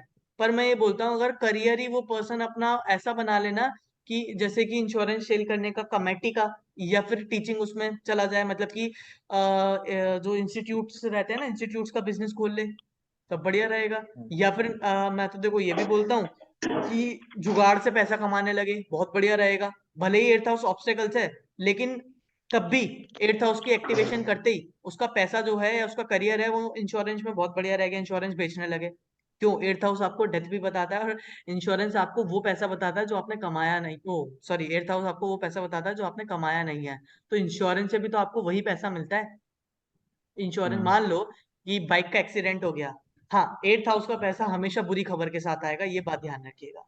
तो मान लो कि किसी का एक्सीडेंट हो गया, एक्सीडेंट हो के बाइक बाइक टूट फूट गई, गाड़ी टूट फूट गई, इंश्योरेंस तो मिल गया ना, 8th हाउस तो एक्टिवेट हो गया, लेकिन इंसान तो टूट फूट गया। मान लो कि किसी का जो है कोई बहुत बड़ा इंश्योरेंस या टर्म इंश्योरेंस हो रखा है, कोई निकल गया, ठीक है, समय उसका समाप्त हो गया पृथ्वी पर, अर्थ पे। फिर क्या हुआ? उसके जो लोग हैं, यानी कि मान लो जो उसके रिलेटिव्स हैं या फिर उसके जो नियर वंस हैं, उनको पैसा मिल गया, पर उस पैसे का करे क्या? इंसान तो चला गया, राइट? तो हमारे राइट। यूटिलाइजेशन होते हैं हमारे, ठीक है ना। तो आप ये नहीं बोल सकते कि अगर 5th हाउस में उसने करियर बना रखा है तो उसका करियर बेकार होगा, नहीं। यकीन मानिए, अगर 5th हाउस एक्टिवेट है ना 6th के साथ, या फिर कैसे भी करियर लॉर्ड के साथ, करियर जो होता है हमारा 10th हाउस होता है, अगर उसके साथ 5th हाउस एक्टिवेट है ना, अगर वो पर्सन स्पोर्ट्स में इन्वॉल्व नहीं है, या तो उसे बोलो कि स्पोर्ट, अगर कोई बच्चे का चार्ट आता है तो आप आंख बंद करके बोलो कि भाई बच्चे को स्पोर्ट्स में निकालना। लेकिन अगर मान लो कोई पर्सन है, वो 30 साल का है, वो ऑलरेडी अपने करियर में, मान लो वो किसी प्रोडक्ट डिजाइन करने में है, ठीक है ना, प्रोडक्ट डिजाइनर है। अब आप उसको 30 साल की उम्र में ये बोलोगे कि तू स्पोर्ट्समैन बन जा? बहुत इलॉजिकल नहीं हो गया? आप उसको क्या बोलोगे? भाई स्पोर्ट्स पॉसिबल में है, इन्वॉल्व हो जा। पॉसिबल है। आप ये बोल दोगे स्पोर्ट्स में इन्वॉल्व हो जा, तुरंत काम हो जाएगा। 6th हाउस हमारा हाउस होता है डिजीज का, ठीक है। 6th हाउस से हमारी जितनी भी डिजीज हैं, ये हमारा 6th हाउस से दिख रहा है ना आपको। एक्चुअली क्या हुआ था कि मेरी जो पीपीटी है ना, वो आगे से सेव नहीं हो पाई थी, जितना ये जो अभी इमेजेस वाला था, तो फिर इस वजह से अभी आपको ऐसे ही काम चलाना पड़ा। तो 6th हाउस हमारा डिजीज है। आपकी जितनी भी डिजीज है, जितनी भी बीमारियां हैं, कैसी बीमारी होगी, बीमारी कब होगी, किससे रिलेटेड होगी, ठीक है ना, और वो बीमारी कितनी लंबी चलेगी, कितनी छोटी रहेगी, ये 6th हाउस से बताते हैं। क्लियर? क्लियर। 6th हाउस अगर हमारी बीमारी है साक्षी जी, तो हमें बीमार अगर 6th हाउस रखता है तो हमें ठीक कौन सा हाउस करेगा? अगर 6th हाउस बीमार रखते तो ठीक कौन सा हाउस करेगा? हाँ, सर, ना 8th हाउस। 8th हाउस तो हमें और ज्यादा बीमार कर देगा, वो बीमारी के रिजल्ट्स मल्टीप्लाई कर देगा, हर घर से 5th हाउस सही बार बार उसके करेगा। रिजल्ट्स को खत्म करता है। तो साक्षी जी कौन 5th सा हाउस अगर, करेगा। हाँ प्रभा जी, साक्षी जी कौन सा करेगा? हाँ, 5th हाउस करेगा। 5th हाउस करेगा। अगर आप बीमार हैं तो 6th हाउस से बीमार है, और अगर आप ठीक हो रहे हैं तो किससे ठीक हो रहे हैं? 5th हाउस से। 5th हाउस से, हाँ। कोई बात नहीं, आप ऐसे देखिए, अगर आप अभी नहीं भी बता पा रहे हैं ना, तो हर एक घर का ना इंडिविजुअल चैप्टर आएगा, जिसमें आप प्रिडिक्शंस देंगे, और हम एक टॉपिक, पर्टिकुलर टॉपिक पकड़ेंगे, उस टॉपिक के बारे में पूरी डिटेल में बात करेंगे। तब भी आपको, अभी मैं सिर्फ आपको ना आइडिया देना चाहता हूँ, मैं सिर्फ आपका ना एक माइंड क्लियर करना चाहता हूँ, ताकि आपको नहीं प्रॉब्लम सर, ना आए। 8th हाउस उसका मल्टीप्लाई कर देगा रिजल्ट, है ना? हाँ, एग्जैक्टली exactly. क्यों? क्योंकि हम्म। 8th जो है 6 से 3rd हो गया ना, 6 से हाँ अगर हाँ काउंट करें 1 2 3, हाँ, तो तो वो आपको मल्टीप्लाई। मल्टीपल डिजीज दे देगा। हाँ सर। ठीक है जी, चलिए आगे बढ़ते हैं। 6th हाउस हमारा डेब्ट्स और लोन्स को भी दिखाता है आपका। देखो, हम ना रिपू घर बोलते हैं इसको, रोग रिपू ऋण, तीन चीजें हमेशा ध्यान रखना, द ट्रिपल आर। जैसे मूवी थी ना ट्रिपल आर, ऐसे ही 6th हाउस की अगर मूवी पढ़नी है तो वो है ट्रिपल आर। रोग यानी डिजीज, रिपू यानी कि आपका बोले तो रिपू को एग्जैक्टली क्या बोलेंगे, आपका लिटिगेशन वगैरह हो गया, ठीक है, लड़ाई झगड़े हो गए, ठीक है ना, आपके एनिमीज, ठीक है, आपके जितने भी एनिमीज दुश्मन है वो सब 6th हाउस है। और ऋण यानी कि आपका कर्जा, डेब्ट्स, आपके लोन्स, ये 6th हाउस है। तो रोग रिपु ऋण, ये तीन चीजें हम 6th हाउस से देखते हैं, ये मेजर चीजें हैं। और भी चीजें हैं, हम 6th हाउस को तो पढ़ेंगे, बहुत बड़ा हाउस है ये भी। डिजीज हो गया, डेब्ट्स हो गया, लोन्स हो गया, ठीक है। उसके बाद आपकी जॉब भी 6th हाउस है, किसी भी टाइप का लिटिगेशन 6th हाउस है। लिटिगेशन में जीतोगे या नहीं, 6th हाउस को पकड़ना है। लिटिगेशन होगा या नहीं, 6th हाउस को पकड़ना है। भाई मेरी गवर्नमेंट जॉब लगेगी, किस घर को से देखेंगे? 6th हाउस से। क्या मैं कॉम्पिटिटिव एग्जाम क्रॉस कर पाऊंगा या कर पाऊंगी? 6th हाउस से देखेंगे। 6th हाउस आपका कॉम्पिटिशंस को भी दिखाता है, ठीक है, कंपटीशन किस लेवल का हो सकता है, शॉर्ट कंपटीशन, बड़ा कंपटीशन, वो सब 6th हाउस बताएगा। आपके टेनेंट्स, ठीक है ना, टेनेंट्स मतलब अगर आप किराए पे रह रहे हैं तो आपके किराएदार, और अगर आप खुद ही किराएदार हैं तो आपके लैंडलॉर्ड्स, 6th हाउस है। 7th हाउस पे आ जाते हैं। 7th house is house of your spouse, लड़के के लिए लड़की का घर यानी कि उसकी बीवी का यानी वाइफ का, और लड़की के लिए उसके पति का यानी हस्बैंड का घर, यानी house of spouse is 7th house. 7th house से हम लोग देखते हैं पार्टनरशिप। भाई मैं क्या पार्टनरशिप करूं, तो हम 7th हाउस की सिचुएशन देखेंगे। 7th हाउस अच्छा तो पार्टनरशिप करो, नहीं तो मत करो। 7th हाउस डेली कंज्यूमर्स को दिखाता है, आपकी daily cell purchase, daily retailer से जो वो होता है ना इंट्रैक्शन, वो भी दिखाता है, क्योंकि ये बिजनेस का भी घर है 7th हाउस। अब आता है हमारा 7th हाउस में मोस्ट इंपॉर्टेंट ओपन एनिमी। अब आप ये बोलोगे कि सर ओपन एनिमी, एक तरफ आप बोल रहे हो स्पाउस है, एक तरफ आप बोल रहे हो पार्टनरशिप, और एक तरफ बोल रहे हो दुश्मन है। वो ओपन एनिमी का मतलब समझ लेते हो। ओपन एनिमी का मतलब वो दुश्मन जो हमें दिखता है। एक होता है सीक्रेटिव एनिमी जो हमें पीछे से वार करता है, बैक स्टैबिंग करता है, जो हमें पता ही नहीं चलता। एक होता है ओपन एनिमी की हमें पता है ये हमारा दुश्मन है। अब थोड़ा लॉजिक पकड़ेंगे। देखिए, सबसे पहले मैं लॉजिक की बात करूंगा स्पाउस से। ओपन एनिमी जो है, why spouse is open enemy. Open enemy मतलब क्या, एनिमी मतलब दुश्मन, वो दुश्मन जो आपका नुकसान पहुंचाता है। तो देखिए, जब भी आप स्पाउस से फिजिकली कनेक्ट होते हैं, जब आप एक रिलेशन बनाते हैं, इंटरकोर्स करते हैं, फिजिकली कनेक्ट होते हैं, तो उस टाइम फ्रेम में आपकी एनर्जी लॉस्ट होती है। वो एनर्जी लॉस्ट होने की वजह से क्या हम बोलेंगे नहीं हमारा ओपन एनिमी, हमें पता है कि हमारा एनिमी है, ये हमें नुकसान पहुंचा रहा है, तब भी हम इसे जानते हैं। पार्टनरशिप, पार्टनरशिप में ओपन एनिमी, भाई मान लो आज, चलो सीधी सी बात है साक्षी जी, आज ना मैंने एक काम करा, मैंने आपको बोला है कि चलो साक्षी जी हम लोग एक बिजनेस शुरू करते हैं साथ में, और वो बिजनेस में 50-50 पार्टनरशिप करेंगे। आज मान लो हमें 1 करोड़ का प्रॉफिट हो जाता है, तो क्या आपका 50 लाख डाइवर्ट हो रहा है या नहीं? हाँ सर। तो वो आपका लॉस है या बेनिफिट है? लॉस ही हो गया अगर ना 50 लाख का एक तरीके हाँ से। हाँ हाँ सर, अगर हाँ आपका सर। पार्टनरशिप नहीं होता तो भाई वो हाँ तो तो सीधी सी बात है ना, आपका पूरा ही प्रॉफिट होता। यानी कि ओपन हाँ। एनिमी, आपको पता है कि भाई ये हम्म। मेरे से एक नुकसान पहुंचा रहा है, पर तब भी हम कुछ नहीं कर सकते क्योंकि वो एक पार्टनरशिप का बॉन्ड हो गया, यहाँ पर एक स्पाउस का बॉन्ड हो गया। अब डेली कंज्यूमर अगर आपके पास आ रहा है, वो आपसे भले ही पैसे दे रहा है पर उतने वैल्यू की चीज भी तो खरीद रहा है ना, तो आपके पास से वो चीज भी तो जा रही है ना। हाँ सर। मानो आज 100 रुपए की कोई चीज मैंने बेच दी, चाहे वो चीज 50 की थी, पर 50 की चीज तो मेरे पास से गई, हाँ तो नुकसान तो हुआ 50 का, भले ही 50 का प्रॉफिट हुआ, पर कहीं ना कहीं वो 50 का एक तरीके से सामने वाला कंज्यूमर या कस्टमर लेकर चला गया। तो ओपन एनिमी मतलब कि वो दुश्मन जो हमें नुकसान पहुंचा रहा है, पर वो ठीक है, हमें पता है। क्लियर? हाँ क्लियर सर। है प्रवत जी, हाँ आपको क्लियर है? हाँ क्लियर है। ठीक है जी, चलिए आगे बढ़ते हैं। आगे लेते हैं 8th हाउस। 8th हाउस है हर किसी चीज की ऑब्स्टेकल्स। भाई आप एस्ट्रोलॉजी पूरा सीख पाओगे तो आपका 8th हाउस वीक है, लेकिन अगर एस्ट्रोलॉजी नहीं सीख पाए या कुछ भी ऑब्स्टेकल्स आते हैं ना लाइफ में, मतलब कि 8th हाउस का रोल है। जीवन में जितने 8 नंबर होंगे उतने ऑब्स्टेकल्स होंगे, पर मजे की बात बताता हूँ, एस्ट्रोलॉजी सीखोगे भी 8th हाउस से ही। क्यों?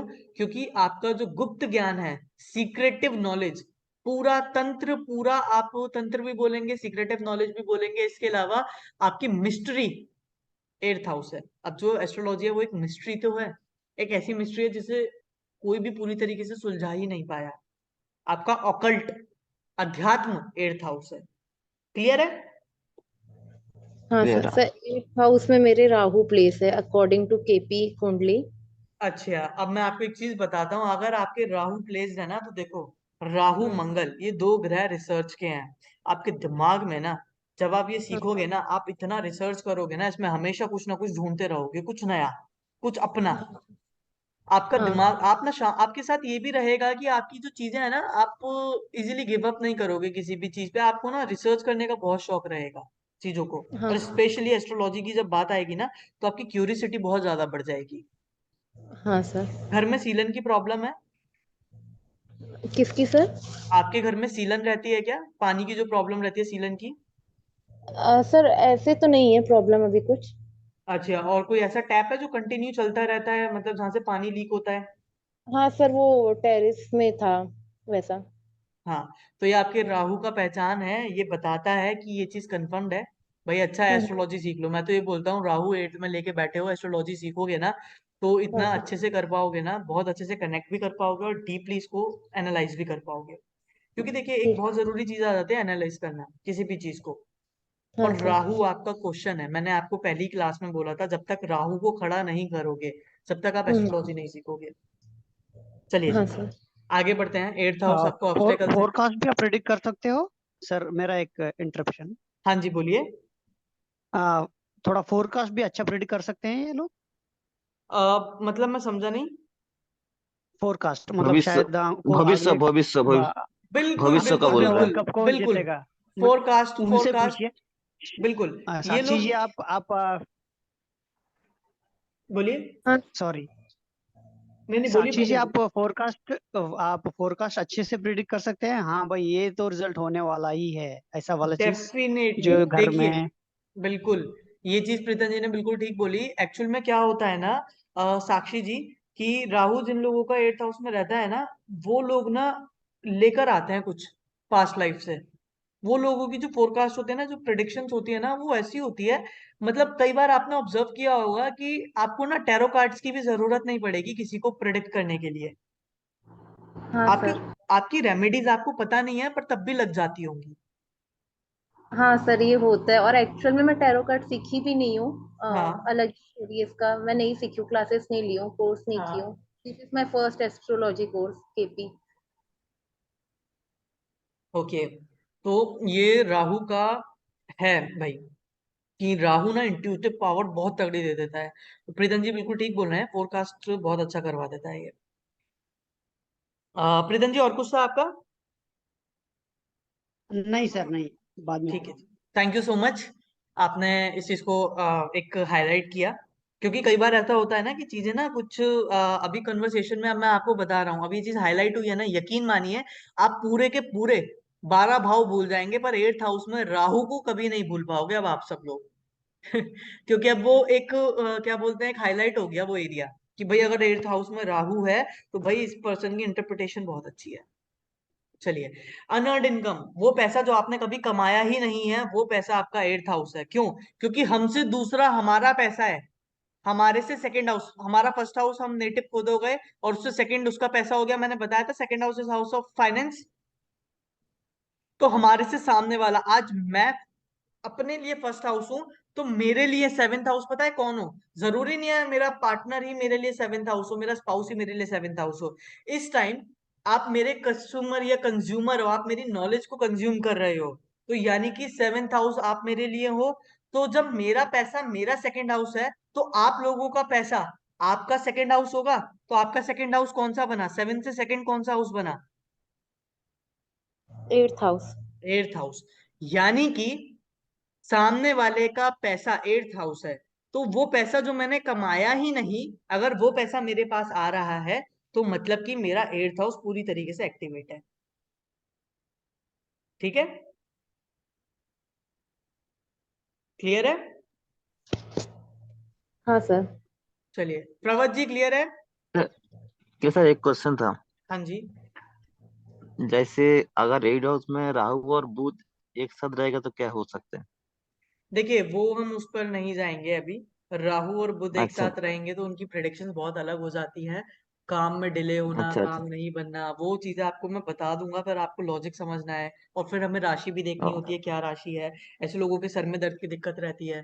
ठीक है, ऐसे लोगों को ये लगता है कि मेरा साला कोई काम बनता क्यों नहीं, मैं ही क्यों, अच्छा अच्छा।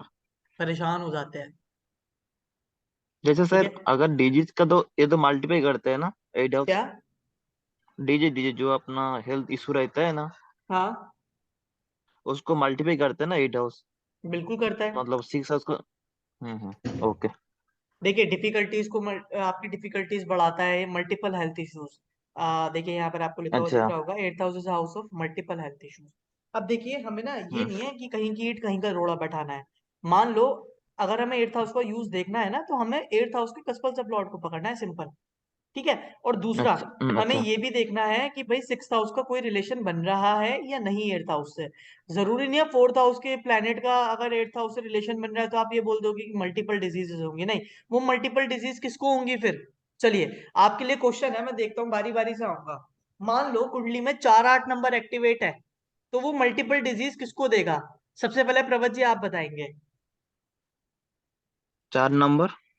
4 नंबर और 8 नंबर एक्टिवेट है किसी स्क्रिप्ट में, तो वो मल्टीपल 8 हाँ। नंबर मल्टीपल डिजीज हो गया, ऑब्स्टेकल्स हो गया, प्रॉब्लम्स हो गया, तो वो किसको देगा? आपको देगा या फिर कि, किसको? मदर को देगा। मदर को, नहीं, मदर को ही देगा। मदर को ना, क्या? अपनी मम्मी को। हम्म हम्म। बिल्कुल करेक्ट। तो हम ऐसे इंटरप्रिटेट करते हैं, आपको नहीं आएगा वो हेल्थ इशू, आपकी मदर को आएगा। क्लियर है अभी? साक्षी जी, हम्म। अगर मान लो कुंडली में एक्टिवेट हो रहा है 3-8, तो हम क्या बोलेंगे? वो ऑब्स्टेकल्स किसको जाएंगे? ये हेल्थ इश्यूज किसको आ सकते हैं? छोटे मतलब छोटे भाई बहन को। बिल्कुल ठीक है। तो इस तरीके से हम देखते हैं, ठीक है ना। और वहीं पर अगर 1-8 आ जाए, 1 और 8 आ जाए, आप बोलेंगे भाई 1-8 के साथ 6 का नंबर भी रोल आ जाए, तो यानी कि वो 168 का कॉम्बिनेशन ने बता दिया कि नेटिव को 1, क्योंकि आप खुद हैं, आपको मल्टीपल हेल्थ इश्यूज लग गए। चलिए आगे बढ़ते हैं। आगे आपकी इनहेरिटेंस, वो पैसा, जो पैसा आपकी पूर्वजों से मिलता है, पैसा या प्रॉपर्टी। इनहेरिटेंस प्रॉपर्टी भी बोलूंगा मैं, इनहेरिटेंस मनी भी बोलूंगा। आगे हम एक टॉपिक लेंगे जिसमें हम पढ़ेंगे भी इनहेरिटेंस पैसा किस केस में लोगों को मिलता है, और इनहेरिटेंस मनी कब मिलती है, तो ये चीजें हम अच्छे से सीख पाएंगे। ठीक है। तो हम याद रखेंगे ऑकल्ट हमारा जो है पूरा वो 8th हाउस है। इनहेरिटेंस से जो भी मिलता है हमें, हमारे पुश्तैनी जमीन, पुश्तैनी पैसा, वो 8th हाउस है।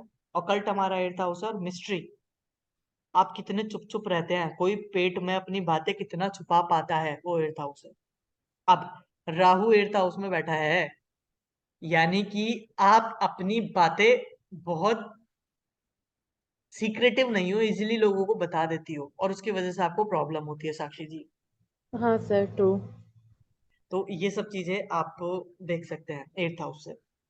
ठीक है, यानी कि 8th हाउस में जो भी प्लेनेट मंगल और राहु बैठ जाए, पर्सन को बहुत सीक्रेटिव होना पड़ता है, और वो वही नहीं होता। चलिए आगे बढ़ते हैं। 9th house, 9th house is a house of your father, सबसे पहले तो। उसके बाद 9th हाउस से आपको मिलता है फॉर्चून, भाग्य। देखिए 9th हाउस अगर भाग्य है तो दुर्भाग्य कौन सा घर है? साक्षी जी आप बताएंगे, प्रवत जी आप नहीं बोलेंगे। Sir okay. 8th house. कौन सा है दुर्भाग्य? 8th house. Very good, 8। Very good. यानी कि आपका 9th हाउस आपका भाग्य है, तो 8th हाउस आपका दुर्भाग्य है।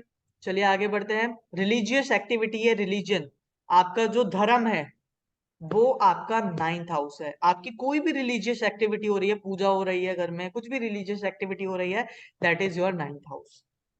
इसके अलावा आपका इंट्यूशन, आपकी इंट्यूशन कैसी है? 9th हाउस है। आपकी हायर एजुकेशन 9th हाउस है। देखो मैं हमेशा बोलता हूं कि एस्ट्रोलॉजी 5th हाउस से दिखती है, क्योंकि 5th house is house of mantra, आपका पास्ट लाइफ भी दिखाता है। लेकिन 5th हाउस, क्योंकि आपकी इंटेलिजेंसी है ना, सूझबूझ भी आपका 5th हाउस है। वो आपको मिल जाएगा पूरा चार्ट, जिसमें आप पूरा देख पाएंगे। मैं लिख कर भेज दूंगा, एक एक चीज रहेगी उसमें, इतना डिटेल में रहेगा कि आप पढ़ोगे तो आपको मजा आएगा, हर एक छोटी छोटी चीजें भी। तो 5th हाउस और 9th हाउस, 5th और 9th का रोल बहुत जरूरी है, क्योंकि 5th हाउस भी कहीं ना कहीं स्पिरिचुअलिटी से रिलेट करता है। 5th हाउस कहीं ना कहीं क्या पूरी स्पिरिचुअलिटी है। आपकी हीलिंग एबिलिटी कैसी है, वो 5th हाउस है। मैं यहाँ पर लिखना भूल गया, एक बहुत इंपॉर्टेंट चीज है 5th हाउस की, स्पिरिचुअलिटी, आप लोग एड ऑन कर लेना। स्पिरिचुअलिटी 5th हाउस है। 9th हाउस आपका रिलीजियन, यानी कि अगर आप एक अच्छे एस्ट्रोलॉजर बनना चाहते हो, तो आपको 5th और 9th का रोल होना बहुत जरूरी है। हायर एजुकेशन 9th हाउस से, 4th हाउस आपकी बेसिक बेसिक एजुकेशन है, और 9th हाउस आपकी हायर एजुकेशन है, डिग्री वाली कोई एजुकेशन है, एमबीए हो गया, ठीक है, एमसी हो गया, बीसी हो गया, कोई हायर एजुकेशन। क्लियर? क्लियर। चलिए आगे बढ़ते हैं। 10th हाउस सबसे इंपॉर्टेंट हाउस है भाई, द और एक बात 10th ऐड हाउस। कर दूं सर? सॉरी? और एक बात ऐड कर दूं? हाँ जी बोलिए। लॉन्ग डिस्टेंस, थर्ड से जो सेवंथ होता है वो लॉन्ग डिस्टेंस हो जाता है। बिल्कुल, देखिए ये हमारा long distance travelling. Long distance travelling भी होता है। और ये आपको जितनी भी चीजें हैं ना, सब आपको चार्ट में मिल जाएंगी उसमें, ठीक है। तो जितना हमारा 9th हाउस होता है ना, वो लॉन्ग डिस्टेंस ट्रेवल को बताता है। जैसे थर्ड हाउस हमारा शॉर्ट ट्रैवल बताता था, ऐसे ही नाइन्थ हाउस हमारा लॉन्ग ट्रैवल बताता है, मतलब कि वो एरिया जो ओवरसीज पे है, मतलब आज आप इंडिया में हैं तो आप फॉरेन कंट्री में भी जाते हैं तो भी नाइन्थ हाउस एक्टिवेशन में आप कर रहे हैं। ठीक है। इसके अलावा आपकी जो लॉन्ग जर्नी में, मैं ये मानता हूँ जरूरी नहीं है कि वो फॉरेन कंट्री ही हो, आपका long travel with in India भी हो सकता है। मान लो आप लोग 500 से 1000 किलोमीटर दूर पर ट्रैवल कर रहे हो तो वो भी आपका नाइन्थ हाउस ही है। ठीक है। 1000 से 2000, 500 से ऊपर मतलब 1000, 2000, 3000 किलोमीटर ट्रैवल कर रहे हो इंडिया, विद इन इंडिया, तो भी ये नाइन्थ हाउस है। फॉरेन कंट्री के लिए हमें ट्वेल्थ हाउस को पकड़ना बहुत जरूरी हो जाता है। ट्वेल्थ हाउस का रोल आएगा तो ही आपकी जो लॉन्ग जर्नी है, यानी कि 9-12 जब तक नहीं कनेक्ट होगा तब तक आप फॉरेन कंट्री नहीं जाओगे। ठीक है। तो नाइन्थ हाउस लॉन्ग ट्रैवल को भी दिखाता है, लंबी यात्राएं। और नाइन्थ हाउस रिलीजियस ट्रैवल को भी दिखाता है। लंबी यात्रा तो होगी, और लंबी यात्रा नहीं भी होगी ना तो आप कहीं ना कहीं नाइन्थ हाउस की जब भी दशा आएगी ना, या नाइन्थ हाउस दशा में दिख रहा होगा, तो आप कहीं ना कहीं रिलीजियस जगह पर ट्रैवल करके आओगे। अगला है करियर। आपका कैरियर कैसा रहेगा ये टेंथ हाउस बताएगा। भाई करियर के बारे में जो भी जानना है, पोस्टमार्टम करना है ना पूरी रिपोर्ट का, तो हमें टेंथ हाउस को जूम आउट करना है। करियर के बाद आता है आपका कर्मा। आप क्या कर्म कर रहे हो। क्यों भाई? भाई काम करने के लिए आपको कर्म तो करना पड़ता है ना। करियर आपका टेंथ हाउस है, करियर कैसा रहेगा वो टेंथ हाउस दिखाता है। पर आप करियर के लिए करोगे क्या? मैं एस्ट्रोलॉजी कर रहा हूँ। ठीक है। प्रीतम जी मेडिकल लाइन में है। ठीक है। प्रवत जी अपना किसी कॉन्ट्रैक्ट बेस्ड जॉब में है। साक्षी जी एस्ट्रोटॉक पे है। ठीक है। तो ये आपका कर्मा है, प्लीज कंफ्यूज मत होइएगा करियर और कर्मा में। कर्मा मतलब कि आप अपने करियर को रन, अपनी लाइफ को रन करने के लिए क्या कर्म कर रहे हो। और करियर आपका वो है कि उस कर्म को आप किसके मतलब किस पर्सपेक्टिव से कर रहे हो, बोले तो मतलब किसके लिए कर रहे हो। आपकी जॉब है, जॉब के लिए कर रहे हो, बिजनेस है, बिजनेस के लिए कर रहे हो। क्लियर है? समझ में आ रहा है आप लोगों को? हाँ सर। हाँ तो ये सर। चीज ध्यान रखिएगा, अक्सर ना इसमें स्टूडेंट्स गलती कर देते हैं करियर और कर्मा में। आपका करियर है कि क्या, किस फील्ड में करियर हो सकता है, कर्म आप क्या कर रहे हो। ठीक है। करियर है, कर्मा है, आपका स्टेटस, कितना लाइफ में मान सम्मान मिलेगा, आपका स्टेटस कैसा रहेगा, आपका नेम एंड फेम सोसाइटी में आप किस लेवल पे रहोगे, वो सब टेंथ हाउस है। प्रेस्टिज, आपको कितना सम्मान मिलने वाला है, वो आपका टेंथ हाउस है। आते हैं इलेवेंथ हाउस है। इलेवेंथ हाउस आपका फ्रेंडशिप, आपके जितने भी दोस्त है ना, यार दोस्त, सब कहीं ना कहीं इलेवेंथ हाउस को दिखाते हैं। इसके अलावा हैप्पीनेस, खुशी, आपकी हर चीज की खुशी आपका इलेवेंथ हाउस है। हर चीज की खुशी। भाई मेरी हेल्थ से मैं खुश रहूंगा या नहीं, इलेवेंथ हाउस। मैं पैसों से खुश रहूंगा, इलेवेंथ। अपना स्पीच से खुश रहूंगा, इलेवेंथ। फैमिली से खुश रहूंगा, इलेवेंथ। ठीक है। करेज डॉक्यूमेंट से खुश रहूंगा, शॉर्ट ट्रेवल से खुश रहूंगा। हर एक खुशी का जो घर है वो इलेवेंथ हाउस है।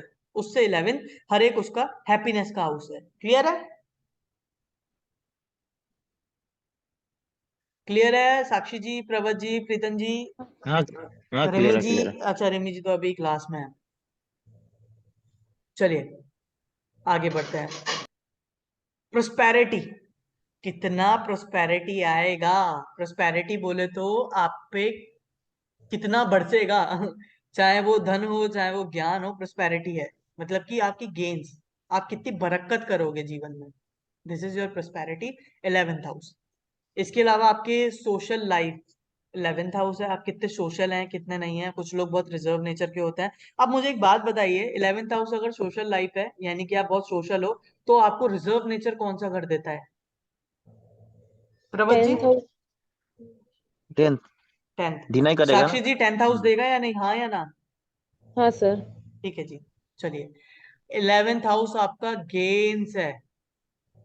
इलेवेंथ हाउस आपकी अच्छा। होप्स है, उम्मीदें हैं। आप एक चीज हमेशा ध्यान रखना, जब हम केपी एस्ट्रोलॉजी पढ़ेंगे ना, तो केपी एस्ट्रोलॉजी में सबसे इंपॉर्टेंट कोई हाउस है तो वो इलेवेंथ हाउस है। हर एक स्क्रिप्ट में, हर एक स्क्रिप्ट में आपका 11 नंबर होना बहुत जरूरी है।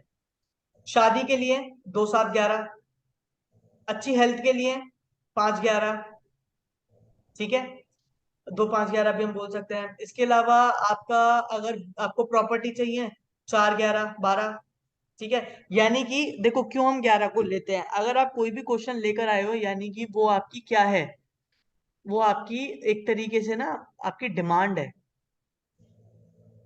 होप्स है, उम्मीद है, क्या मेरे को घर मिल जाएगा, क्या मेरा ये काम हो जाएगा, क्या मुझे स्टेटस मिलेगा, क्या मुझे पैसा मिलेगा, क्या मैं साहस मेरे में करे जा पाएगा, क्या मेरे डॉक्यूमेंटेशन में प्रॉब्लम तो नहीं आएगी, या क्या वो क्लियर हो जाएगा इजीली। तो हम 11th हाउस को तो आंख बंद करके हर एक स्क्रिप्ट में पकड़ेंगे। ठीक है, आप अभी सब समझेंगे ना जब आपको पता चलेगा कि 11th का तो हर जगह रोल है। क्लियर है?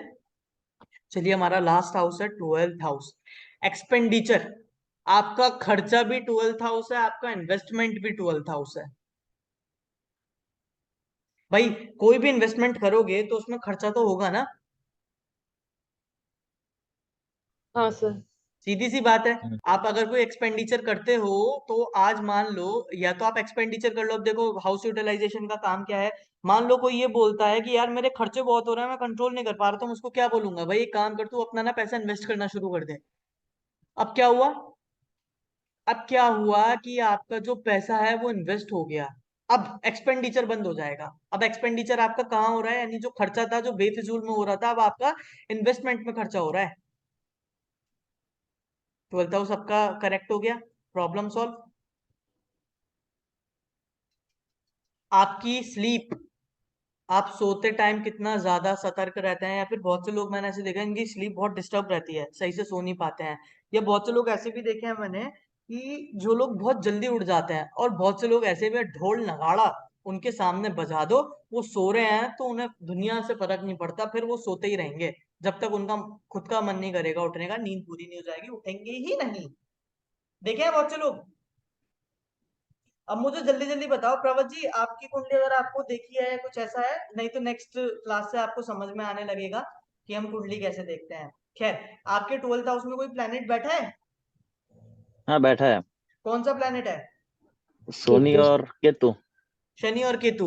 यानी कि जब भी कोई ऐसे प्लेनेट बैठते हैं जो मेलेफिक है, वो नींद डिस्टर्ब करके रखते हैं। रात को या तो नींद नहीं आएगी, नींद कच्ची होगी आपकी। सर हाँ, मतलब एस्ट्रोटॉपिक। मैं जल्दी सोता हूँ तो नींद खुल जाता है 2:30-3 बजे हाँ, तक। साक्षी जी आपकी कुंडली में भी है क्या? नहीं नहीं सर, मेरे में नहीं है।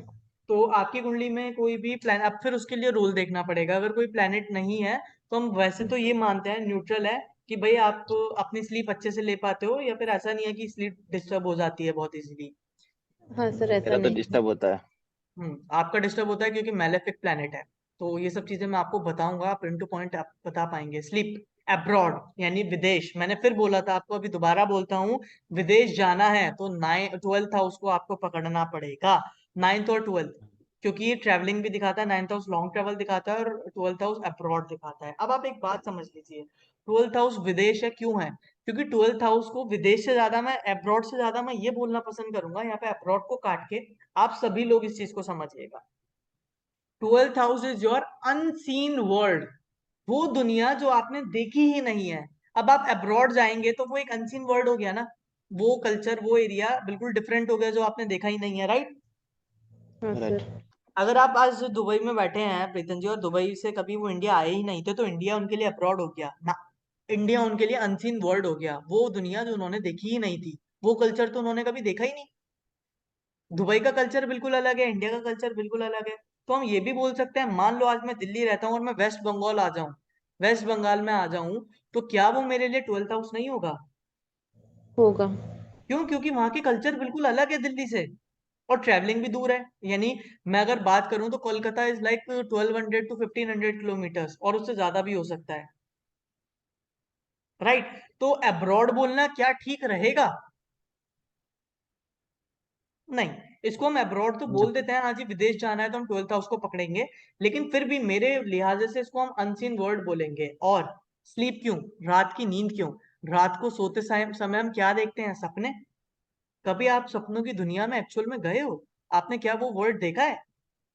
नहीं देखा। किसी को नहीं पता सपना कैसा आता है, यानी वो अनसीन वर्ल्ड है, यानी वो आपका 12th हाउस है। मैं तो ये मानता हूं कि जीवन में कभी हम अगर एलियन से मिल लिए ना, एलियंस, तो वो भी हमारा 12th हाउस ही होगा। क्लियर है? Yes sir. क्लियर है। तो ये हमारे 12th हाउस है। इसके अलावा आपका हॉस्पिटल, आपका प्रिजन यानी जेल, ठीक है, जेल भी आपका 12th हाउस है, हॉस्पिटल भी 12th हाउस है। चैरिटी यानी कि आप दान पुण्य जो करते हो, डोनेशन करते हो, वो भी आपका ट्वेल्थ हाउस हम रेमेडी देते हैं। मान लो ट्वेल्थ हाउस एक्टिवेटेड है तो हम ये बोलते हैं कि भाई चैरिटी करना शुरू कर दो, डोनेशन करना शुरू कर दो, आपका काम होने लगेगा। आपकी जो ट्वेल्थ हाउस से प्रॉब्लम है ना, क्योंकि ट्वेल्थ हाउस एक्सपेंडिचर और लॉस भी है कहीं ना कहीं, तो ट्वेल्थ हाउस जब एक्टिवेट होता है ना, पर्सन को बड़ी प्रॉब्लम आती है, उसके खर्चे कंट्रोल नहीं होते, उसको लॉस होता है। कई बार हॉस्पिटलाइजेशन 6 के साथ अगर 12 जुड़ जाए, 6 8 12 आ जाए, बस फिर पता है आप क्या बोलोगे? भगवान बचाए। फिर आप उपाय नहीं दोगे, फिर आप उससे बोलोगे अब तो भगवान बचाए। 6 disease, 8th house multiple disease, और उसके चलते इंसान हॉस्पिटलाइज्ड हो गया। 12 हाउस उसका ये कर दिया हॉस्पिटल। 6 8 12 आ जाए, पर्सन जेल चला जाएगा। क्यों? 6th house litigation, 8th house multiple litigation या ऑब्स्टेकल्स प्रॉब्लम, और 12th हाउस प्रिजन, जेल चला गया इंसान। ठीक है, अब जेल चला गया तो क्या करेंगे? फिर हम उससे चैरिटी के थ्रू ठीक कर सकते हैं। अब भाई कोई इंसान जेल में है तो अब उसको ये तो बोलेंगे नहीं कि भाई तू एक काम कर, तू ना खर्चा करना शुरू कर दे, पैसा इन्वेस्ट करना शुरू कर दे। पकड़ के मारेगा, बोलेगा कैसा एस्ट्रोलॉजर है यार, एक बार मुझे जेल से बाहर आने दे, तब देखूंगा मैं तुझे, तब बताऊंगा। इन्वेस्टमेंट करवाएगा। तो हम क्या बोल सकते हैं मुझसे? या तो ये बोल सकते हैं, देखो एक बात हमेशा ध्यान रखना, रेमेडीज आप खुद दोगे, मैं आपको बनाने का तरीका भी बताऊंगा और मैं आपको बता भी दूंगा रेमेडीज। ठीक है, मैं आपको सिखाऊंगा भी। लेकिन वो रेमेडी काम जब तक नहीं करेगी जब तक आप रेमेडी खुद नहीं दोगे। मतलब मेरी रेमेडी काम करेंगी, लेकिन वो रेमेडीज आपकी बहुत ज्यादा काम करेंगी जो आप खुद की सेंस ऑफ ह्यूमर से दोगे। कैसे? अब मान लो सर किसी मेरा की एक 6 8 सवाल है 12 सर। एक्टिवेट है, तो आप क्या करेंगे? आप मान लो अगर कोई मेरे जैसा होगा ना, तो मैं चाहता हूँ कि यार ये पर्सन का पैसा खर्च ना हो। ठीक है, मैं पता उसको क्या बोलूंगा? भाई तू एक काम कर, उसमें जितना सोया जाए उतना सो। क्या करा मैंने? ट्वेल्थ हाउस को एक्टिवेट करवाया, सो जाएगा। सो गया। अब क्या हुआ? उसका ट्वेल्थ हाउस का यूटिलाइजेशन हो गया, यानी वो हॉस्पिटल में नहीं जाएगा, वो नींद पूरी कर लेगा ना। आपने ये चीज देखी होगी कि जो लोग नींद पूरी करते हैं ना, वो बीमार कम पड़ते हैं, उनका जो क्लियर विजन जो होता है ना, वो ज्यादा क्लियर होता है, वो ज्यादा एक्टिव होते हैं। क्यों? क्योंकि ट्वेल्थ हाउस आपको वीकनेस देता है, ये बात ध्यान रखिएगा। और आपको जब भी कुंडली में ट्वेल्थ हाउस एक्टिवेट होगा, वीकनेस की प्रॉब्लम आएगी। पर आपने उसको स्लीप से ओवरकम कर लिया, अब आप ज्यादा सोएंगे तो क्या होगा कि वीकनेस की प्रॉब्लम खत्म हो गई, आप हेल्दी फील करेंगे।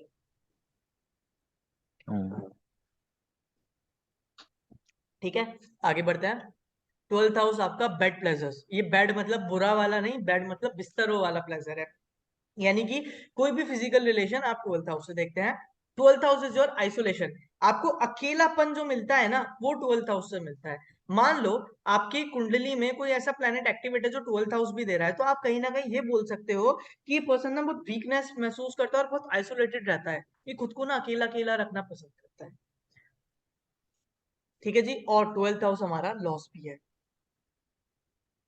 चलिए, ये हमारा ओवरऑल पूरी स्क्रिप्ट थी जो आज हमने समझी कि कौन सा प्लैनेट क्या क्या नंबर्स को देता है। ठीक है, तो हमने यहाँ समझा अच्छे से। आई होप आप सभी लोगों को क्लियर होगा, और आपको ना पीडीएफ शेयर कर दी जाएगी जब ये वीडियो अपलोड होगी। ये वीडियो आपका अप्रोक्सीमेटली 3:30 बजे है ना, तो ये इवनिंग में लगभग 7 बजे तक अपलोड कर दिया जाएगा, तो वहां पर आप इजीली देख पाएंगे। ठीक है ना? तो जैसा भी रहता है, आप वीडियो देखकर उसको कंप्लीट कर दीजिएगा, और उसी वीडियो के नीचे आपको पीडीएफ मिल जाएगा। प्लीज वो पीडीएफ आप डाउनलोड कर लीजिएगा, और उसमें आपको जो हाउसेस मिलेंगे ना, मैं ये चाहता हूँ नेक्स्ट क्लास तक, जो भी हमारी नेक्स्ट क्लास परसों होती है, या फिर या तो आपकी जो नेक्स्ट क्लास है थर्सडे को होगी, नहीं तो फ्राइडे को होगी, तो जब भी होगी थर्सडे फ्राइडे में आपको मैसेज मिल जाएगा। तो जब भी होगी ना, प्लीज आपसे रिक्वेस्ट है, मैं आपको ना उस लेवल तक देखना चाहता हूँ, पर उसके लिए ना आपको मेरा थोड़ा सा साथ देना होगा। और वो साथ यही है कि आप लोगों से रिक्वेस्ट है, याद कर लेना बस आप ये हाउस के सिग्निफिकेशंस।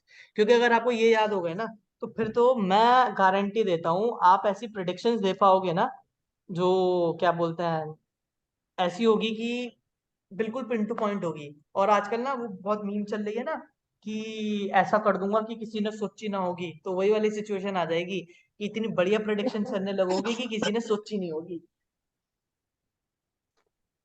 हाँ सर। चलिए जी, बाकी मिलते हैं आपसे सभी से नेक्स्ट क्लास में। आई होप आप सभी सर लोगों को सेशन अच्छा लगा होगा। तो जैसा भी है, ठीक है, आप सर ये क्वेश्चन था। हाँ जी बताइए। तो सर ये 12 हाउस के मून का बता दो ना, क्या हो सकता है मून रहेगा तो 12 हाउस मैं ना इसके बारे में आपको पर्सनली डिस्कस करूँ। पर्सनली। Okay sir.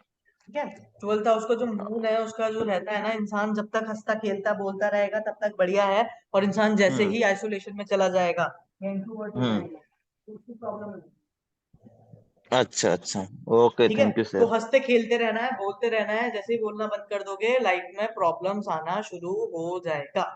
ठीक है, इसके बारे में और भी ओके। चीजें होती हैं, मून बैठा किस राशि में है, ठीक है, उसके विद रिस्पेक्ट भी प्रेडिक्शन करी जाती है, क्योंकि चंद्रमा आपकी चेंजेस दिखाता है लाइफ में, ट्रेवल दिखाता है लाइफ में। अभी हम पढ़ेंगे प्लैनेट्स का, अभी तो हमने हाउस रेक्टिफिकेशन सिग्निफिकेटर्स पढ़े, हम प्लैनेट्स के भी सिग्निफिकेशंस पढ़ेंगे।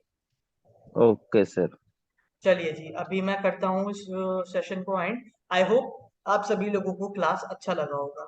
चलिए बाय गाइस, मिलते हैं नेक्स्ट लेक्चर में। Bye bye sir, thank you. Bye bye sir, thank you. Thank you sir, thank you.